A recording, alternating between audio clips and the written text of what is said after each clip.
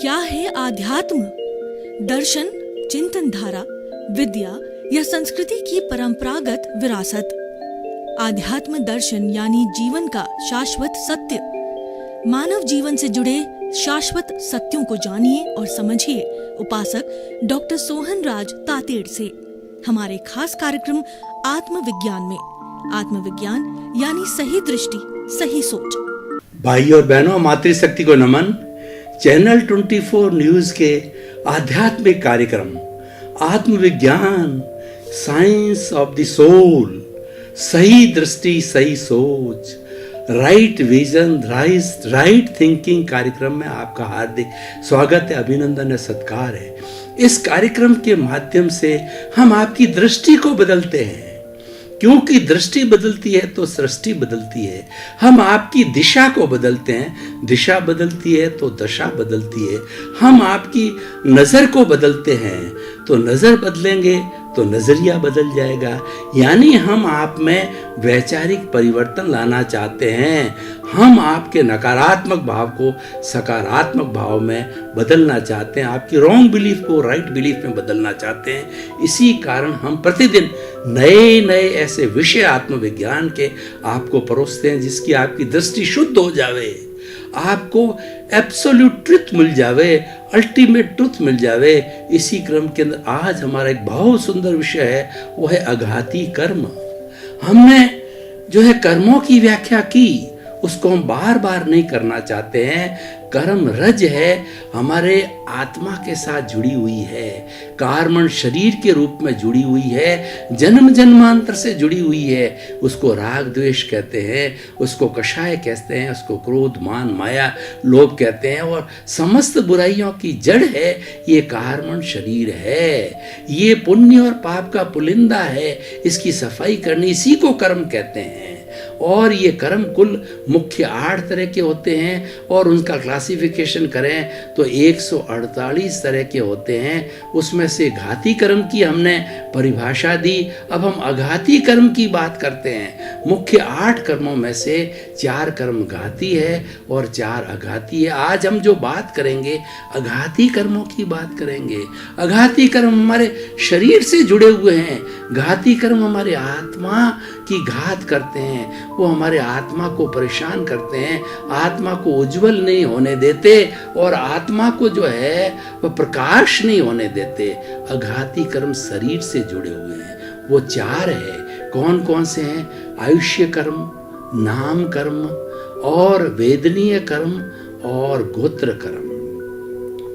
सबसे पहले हम वेदनीय कर्म को लेते हैं। वेदनीय कर्म होता है वेदना, शरीर के किसी न किसी अंग के अंदर कष्ट होना, शोक होना, भय लगना, चिंता होना, डर लगना, ये सारी वेदना है और ये शरीर वेदना भुगतता है।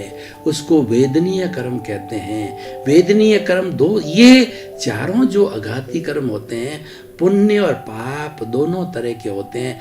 घाती कर्म प्योरली पाप कर्म है, अघाती कर्म पुण्य और पाप दोनों तरह के होते हैं। शुभ और अशुभ दोनों होते हैं। जो अच्छे होते हैं उनको शुभ कहते हैं, जो बुरे होते हैं उनको अशुभ कहते हैं। अशुभ को पाप कहा जाता है, शुभ को पुण्य कहा जाता है। तो वेदनीय कर्म 2 तरह के होते हैं। एक होते हैं साता वेदनीय, दूसरा असाता वेदनीय। साता वेदनीय पुण्य से जुड़ा हुआ है, शुभ से जुड़ा हुआ है। जब साता वेदनीय होती है तो शरीर एकदम अच्छा होता है, हमारा चिंतन अच्छा होता है, मन अच्छा होता है, वचन से वाणी अच्छी निकलती है और शरीर हष्ट पुष्ट रहता है। शरीर में कहीं वेदना नहीं होती, कहीं अकड़न नहीं होती, कहीं जकड़न नहीं होती है और न कोई सोच होती है, न कोई चिंता होती है। बड़ी मस्ती रहती है साता वेदनीय के अंदर। एकदम हमको ऐसा लगता है कि हम स्वर्ग में हैं, एक सुख की अनुभूति होती है।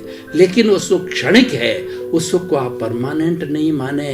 ये सुख के साथ में वियोग जुड़ा हुआ है और थोड़े समय के बाद में जो सुख समाप्त हुआ तो दुख प्रारंभ हो जाएगा। तो हमारा आत्मविज्ञान का लक्ष्य यही है कि ये सुख दुख के जोड़े से अलग हो जाओ, इस चक्कर को मेट दो। और इस चक्कर को मेटने के बाद में केवल अक्षय सुख प्राप्त करो। ये आत्मविज्ञान का लक्ष्य होता है, अक्षय सुख की प्राप्त करना, मुक्ति की प्राप्ति करना, liberation, free from all the bondage, इमांसिपेशन और साल्वेशन, जिसको कि मोक्ष कहा जाता है। मोक्ष दो तरह का होता है, एक तो हमारा हम जो जीवन जी रहे हैं उसके अंदर कष्टों में भी हमको दुख की अनुभूति ना हो, यानी दुख तो आएगा क्योंकि हम लेकर के आए हैं, हम कॉज डाल के आए हैं, कर्म बीज डाल के आए हैं, उसका कर्म फल और कर्म परिणाम के रूप के अंदर दुख तो आएगा, लेकिन हमारा ज्ञान हाजिर कर देते हैं तो दुख होते हुए भी दुख की अनुभूति न होना, दुख की फीलिंग न होना, ये आत्यांतिक मोक्ष कहलाता है।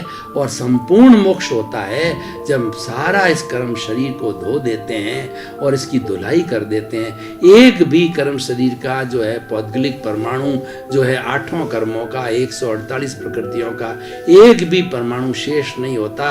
जैसे शरीर के अंदर पस पड़ती है और एक एक परमाणु को निकाल करके घाव को सुखा दिया जाता है तो फिर उसमें पस नहीं पड़ती, नया घाव नहीं बनता। उसी तरीके से आत्मा सिद्ध, बुद्ध और मुक्त बन जाती है। तो हम बात कर रहे थे साता वेदनीय तो होने से साता होती है, आराम पहुंचता है, सुख मिलता है। असाता वेदनीय, पाप के उदय से असाता वेदनीय आता है, वो से हमारे कष्ट होता है, पीड़ा होती है।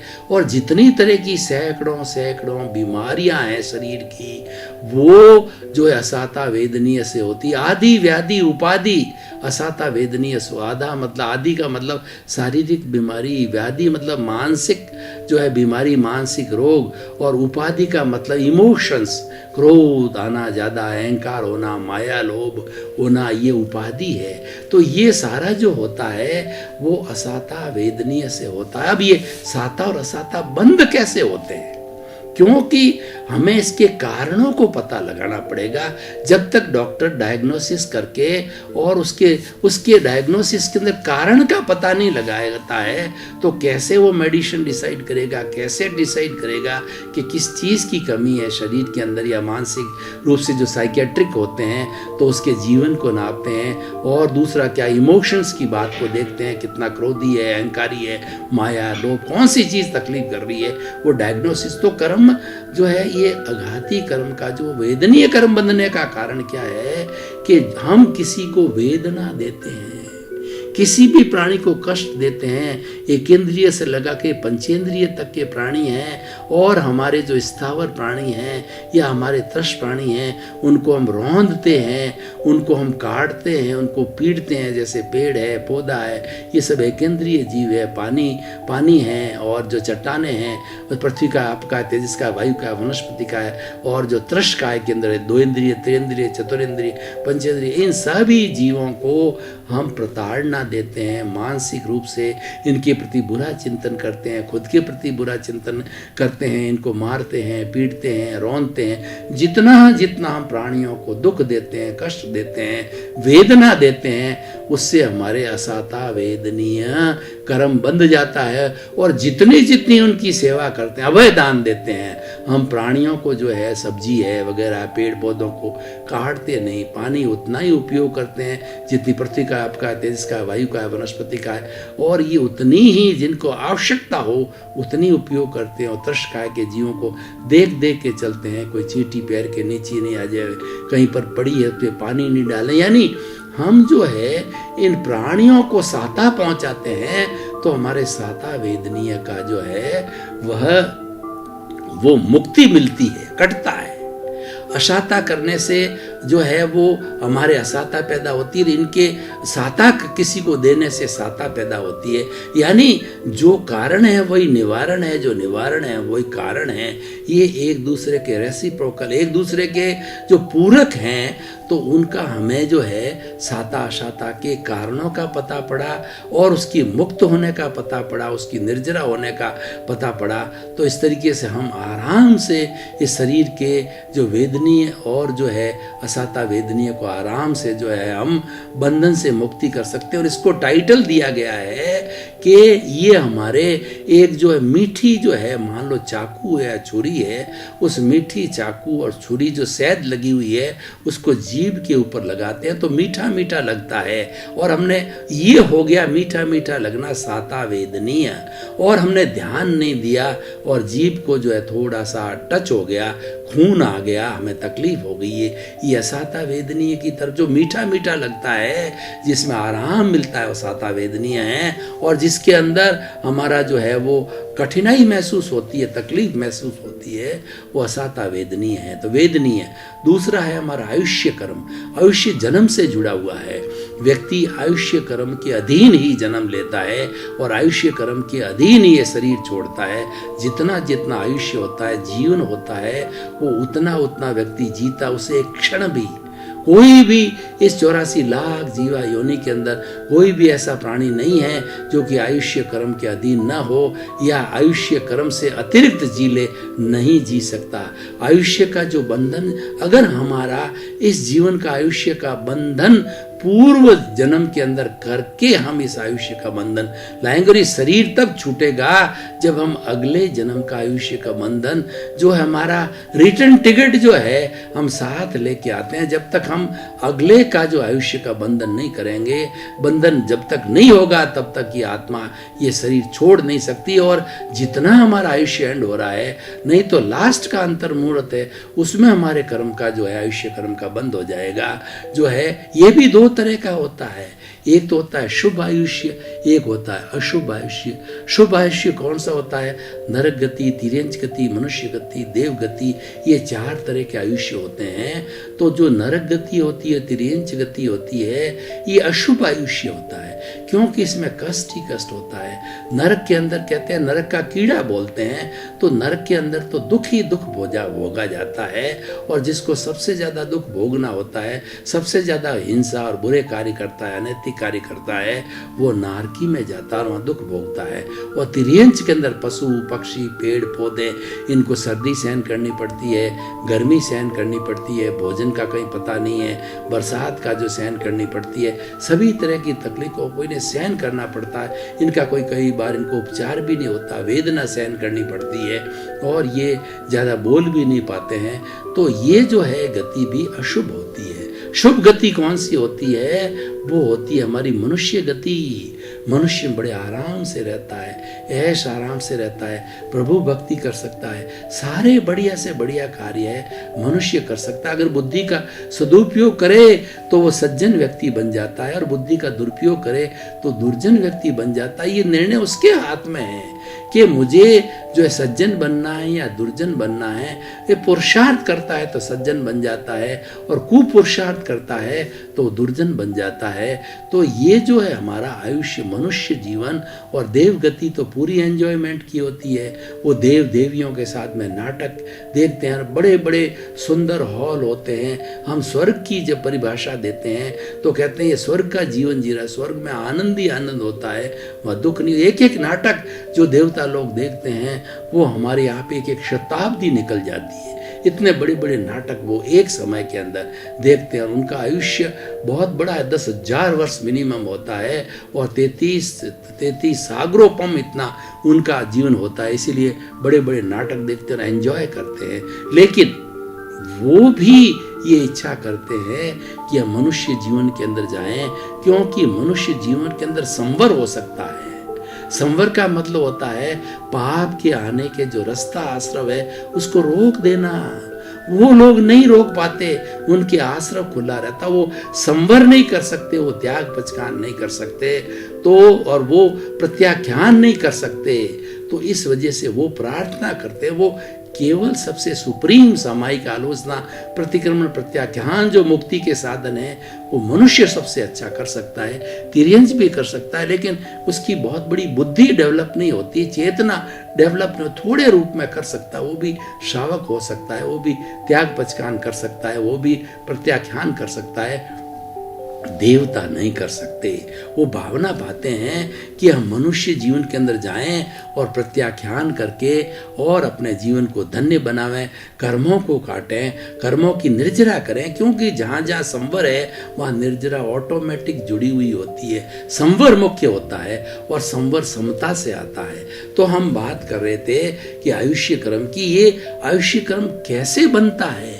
ये आयुष्य बनने का देखिए, नारकी का आयुष्य बंधन कैसे होता है। जो सबसे सात्वीं और जो नीची नारकियां होती है वो अति हिंसा करना, पंचेंद्रिय जीवों का वध करना और हिंसा का कार्य करने वाला वो नारकी जीवन बांधता है और पंचेंद्रिय की वध करता है, वो सातवीं नारकी तक जाता है। और जो छोटे छोटे जीवों की जानबूझकर जो है वो हिंसा करता है, और एक तो क्या होती है अनजान में होती है उसका तो छुटकारा, लेकिन जानबूझ के भी हिंसा करता है, लोगों को मारना, पीटना, आतंक करना, फैलाना, लोगों को तकलीफ देना, दहशत फैलाना और जानबूझ के करना। ये जो है सबसे बड़ा कर्म बंधन का नारकीय नरक जीवन मिलता है। और नरक गति, तिर्यंच गति जो मिलती है झूठ, कपट और जो धोखा धड़ी से मिलती है वो तिर्यंच गति होती है। पशु पक्षी पेड़ पौधे और मनुष्य जीवन सरलता से मिलता है, सेवा से मिलता है, परोपकार से मिलता है, धार्मिक प्रवृत्ति करने से मिलता है। मनुष्य भुक्त और देवलोक क्या होता है, जब व्यक्ति बहुत ज़्यादा संवर करता है, बहुत ज़्यादा धार्मिक क्रिया करता है और बहुत ज़्यादा जो है प्रत्याख्यान करता है, तो उसको अवार्ड के रूप में, उसको जो है वो प्रोत्साहन के रूप में, उसको पुण्य के रूप के अंदर जो है वो उसको देव गति मिलती है। ये यहाँ मनुष्य जीवन के अंदर अधिकतर संवर प्रत्याख्यान करने वाले को जो है देव गति मिलती। जैसे साधु है, श्रावक है, जो कोई भी अच्छे धर्म का पालन करते हैं उनकी देव गति होती थी। ये बंधने के कारण मैंने बताए और छूटने का भी मैंने कारण, मतलब छूटने का अर्थ ये हुआ कि हम कैसे प्राप्त करें। तो आपको चारों जो हमने जो है वो कैरेक्टरिस्टिक दी है उसके अनुसार कार्य करिए, अच्छा कार्य करिए, धार्मिक कार्य करिए, सरल रहिए, धोखाधड़ी मत कीजिए, किसी की हिंसा मत कीजिए, ज्ञाता दृष्टा भाव में रहिए, अकर्ता भाव में रहिए और संभाव से जीवन का यापन करिए।